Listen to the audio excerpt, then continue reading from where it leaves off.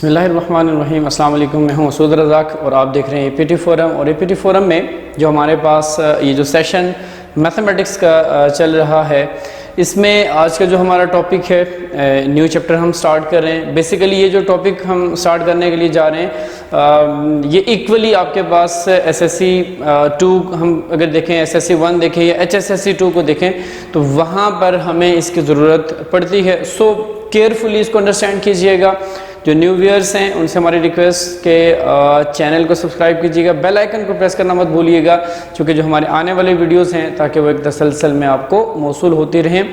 बाकी टॉपिक की तरफ आते हैं, that is the partial fractions. ठीक है, तो सबसे पहले हम डिफाइन करते हैं पार्शियल फ्रैक्शंस को। तो मैंने लिखा है process of resolving a resultant fraction to its components.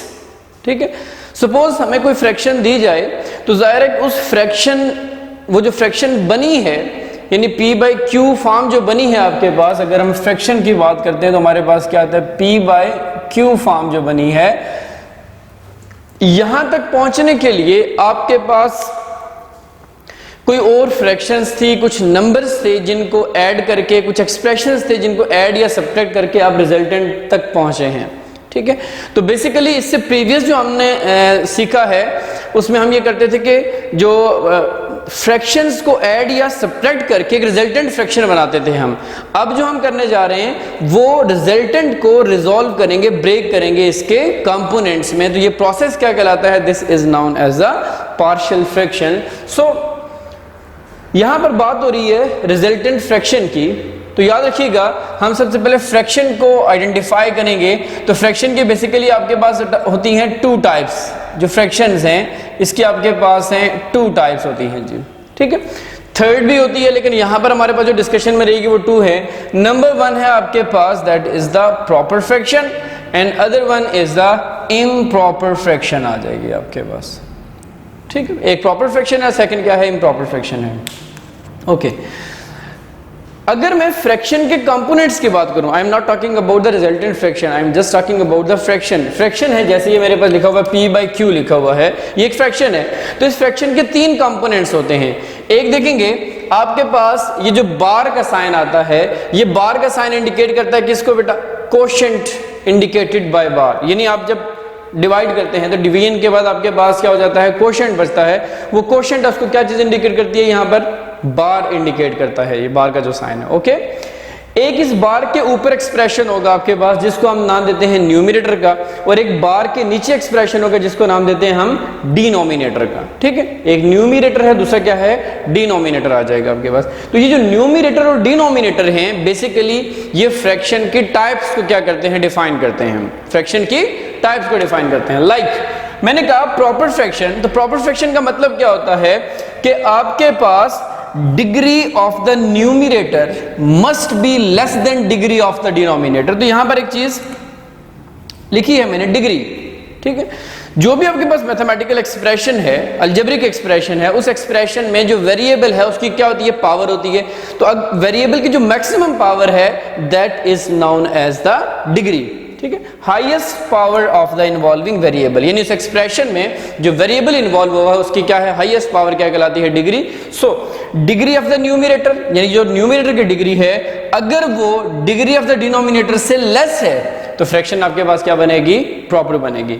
Like यहां पर अगर मैं सिंपल नंबर्स की बात करूं तो देखेंगे बार के ऊपर ये जो वैल्यू है आपके पास न्यूमरेटर, दिस इज 2, और बार के नीचे आपके पास वैल्यू क्या है बेटा, 5।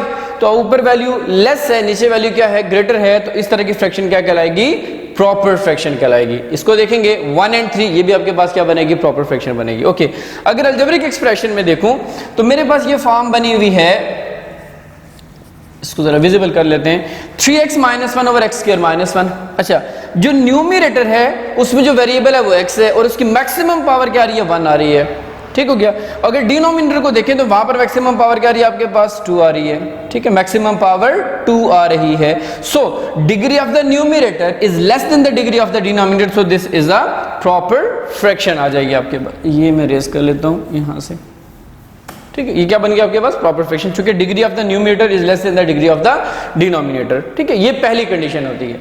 अब हम देखते हैं इम्प्रॉपर फ्रैक्शन, क्योंकि फ्रैक्शन इम्प्रॉपर कब होती है। Okay, again check the degree of the numerator, जो भी न्यूमरेटर है, लाइक यहाँ पे अगर हम देखते हैं तो आपके पास ये न्यूमरेटर 5 है, ये न्यूमरेटर क्या है 3 है, और यहाँ पे देखें तो जो न्यूमरेटर है आपके पास 6x³ + 5x² - 7 वेरिएबल x है, और वेरिएबल की मैक्सिमम पावर आपके पास क्या आ रही है 3 आ रही है, इसका मतलब इसकी डिग्री क्या बन गई 3 है। ठीक है, तो degree of the numerator. Option ये होता है कि अगर degree of the numerator greater हो या इक्वल हो, दोनों में से कुछ भी आ जाए, ग्रेटर हो या इक्वल हो किसकी, डिग्री ऑफ द डिनोमिनेटर से, तो हम क्या कहेंगे कि फ्रैक्शन क्या बन जाएगी, इम्प्रॉपर फ्रैक्शन आ जाएगी। लाइक ऊपर नंबर 5 है, नीचे नंबर 2 है, तो ये कौन सी फ्रैक्शन बनी आपके पास, improper.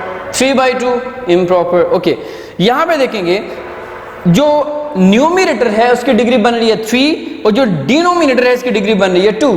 So degree of the numerator is greater than the degree of the denominator, so the fraction is improper. Okay. Second में देखेंगे x² + 2x + 1 है। अच्छा, जब मैं इनको मल्टीप्लाई करूंगा तो x × x will gives us x², यानी ऊपर भी डिग्री 2 है, यहां पर भी डिग्री है आपके पास 2, और डिनोमिनेटर में डिग्री क्या आ रही है, अगेन 2, डिग्री इज 2।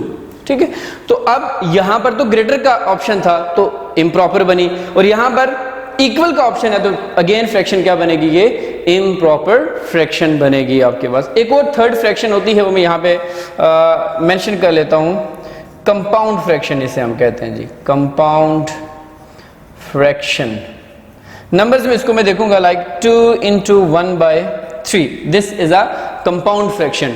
अच्छा, ये जो कंपाउंड फ्रैक्शन होती है, इसको जब आप सिंप्लीफाई करते हैं तो ये कन्वर्ट होकर हमेशा किस में कन्वर्ट होती है बेटा, इम्प्रॉपर में जाती है, हमेशा इम्प्रॉपर फ्रैक्शन में, इम्प्रॉपर।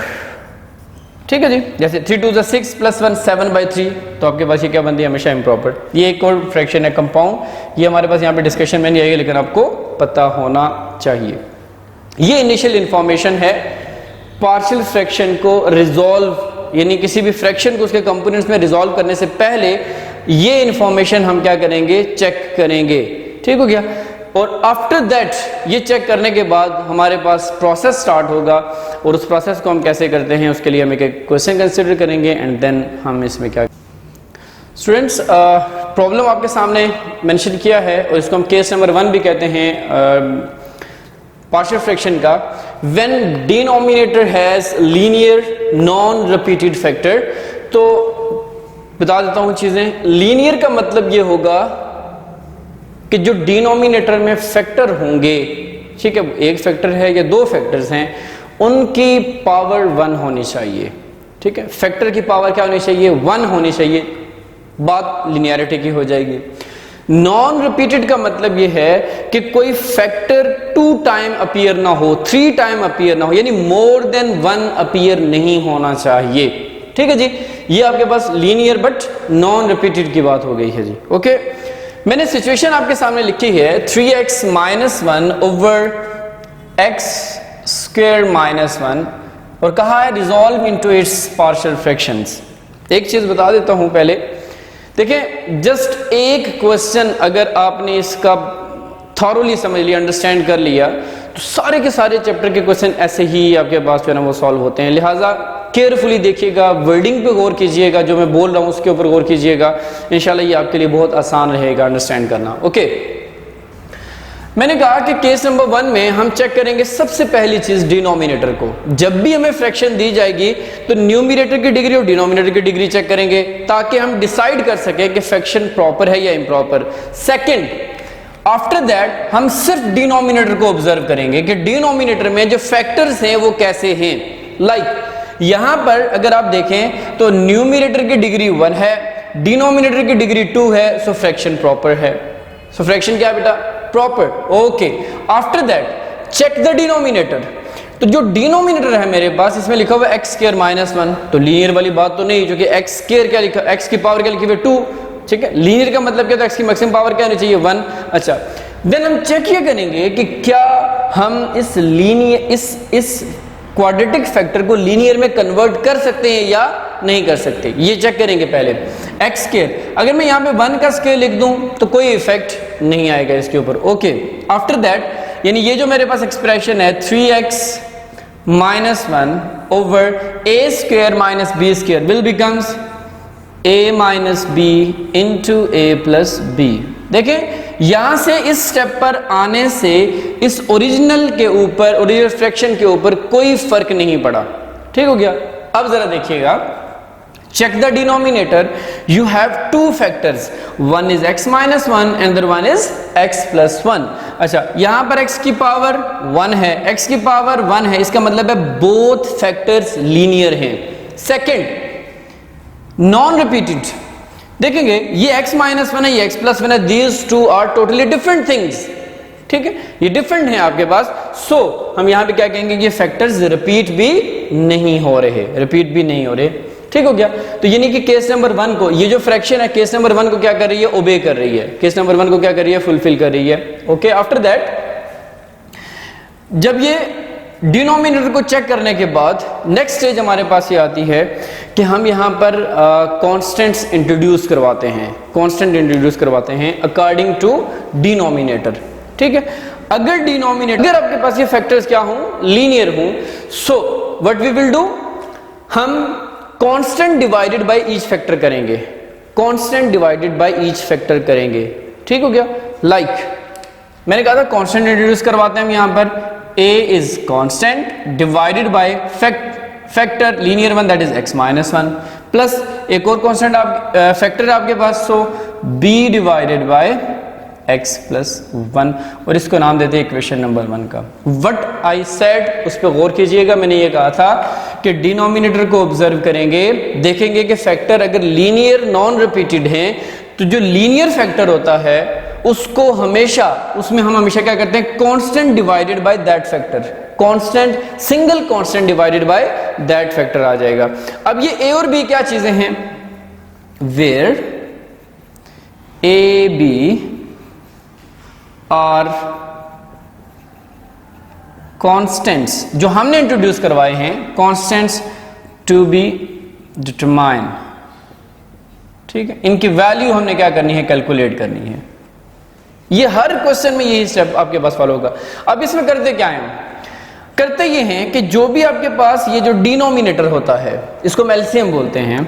ठीक है, आई will right multiplying 1 by the LCM, और वो एलसीएम है क्या चीज, x plus x minus 1 into x plus 1 है। सेकेंड स्टेप आपके पास ये हो जाएगा। जो मैंने लिखा इसका मतलब ये है, आप इस एलसीएम को लें, लेफ्ट हैंड साइड में भी मल्टीप्लाई करें और राइट हैंड साइड की ईच टर्म से मल्टीप्लाई करें।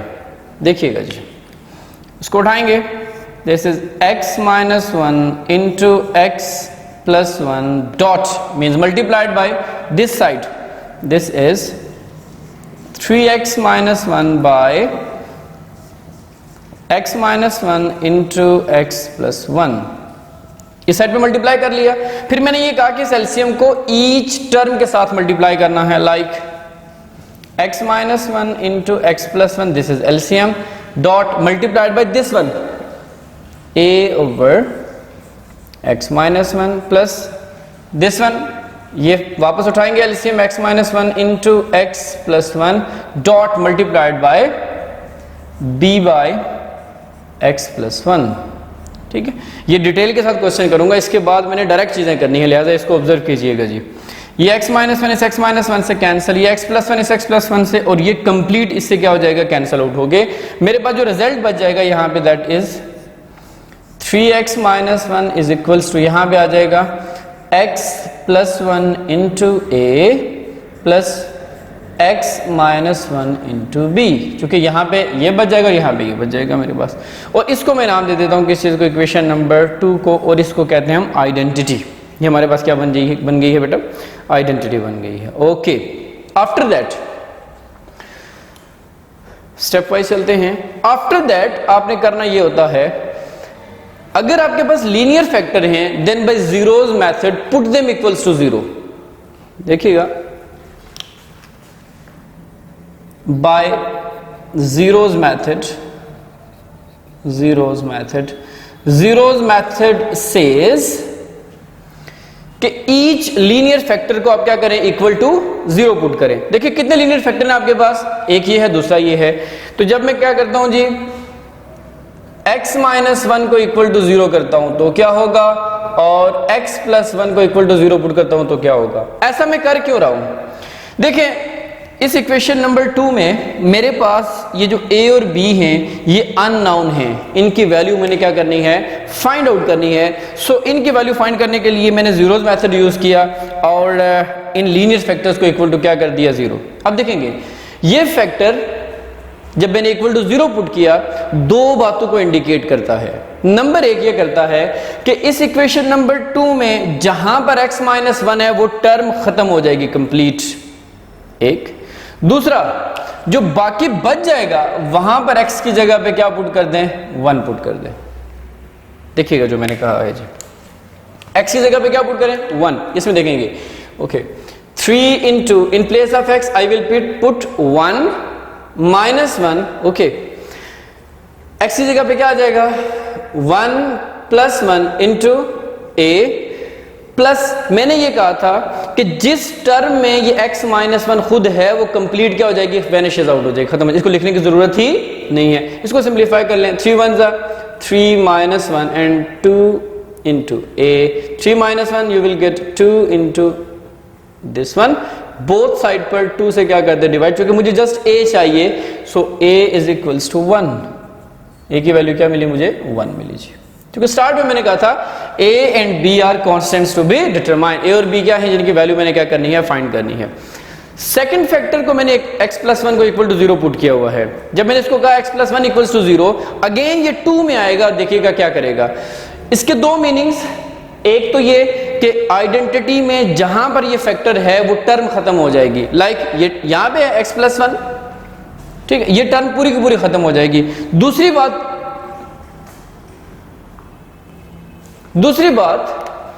x की जगह पे क्या पुट कर दें आप, माइनस 1 पुट कर दें, 3 into, now in place of x I will put minus 1। अच्छा ये टर्म कंप्लीट क्या हो गई है, खत्म, चूंकि x plus 1 is equal to क्या लिया हुआ मैंने, 0, ओके। अच्छा जो बाकी x है इसकी जगह पे क्या आ जाएगा, minus 1 into b, okay, plus minus 3 1 3 minus 1, this is minus 2b, चूंकि बोथ वैल्यूज नेगेटिव है, माइनस 1 तो इनको एड अप कर लेंगे, माइनस 2b, और अगेन यहाँ पे देखेंगे तो minus 4 and minus 2b, both side पर माइनस 2 से डिवाइड कर दो, ये क्या हो जाएगा, कैंसिल, माइनस से 2 जा, so b is equals to what, 2। ये हमारे पास रिक्वायर्ड वैल्यूज आ गई हैं किसकी, a और b की। इन वैल्यूज को क्या करेंगे, put in 1, put in 1, okay. 1 क्या है, you have 3x minus 1 by x minus 1 into x plus 1 equals to, in place of a I will write 1, that 1 over x minus 1 plus b की जगह पे क्या आ जाएगा मेरे पास, 2, this is 2 over x plus 1, ठीक है जी। दीज आर द कंपोनेंट्स, ठीक है, of this fraction, resultant fraction के क्या बन गए, कंपोनेंट्स, यानी इन 2 फ्रैक्शंस को ऐड अप करें तो रिजल्ट आपके पास ये बनता है, ठीक है जी। और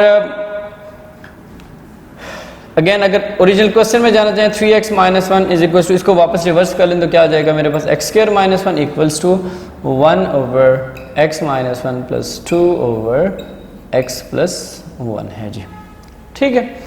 जब भी आपको कोई भी केस हो, फैक्टर लीनियर मिले उसके लिए यही स्टेप्स फॉलो अप होंगे, फैक्टर लीनियर मिले उसके लिए यही स्टेप्स फॉलो अप होंगे। होप सो केस 1 में ये जो सिनेरियो आपके सामने लिखा है ये आपको समझ आया होगा।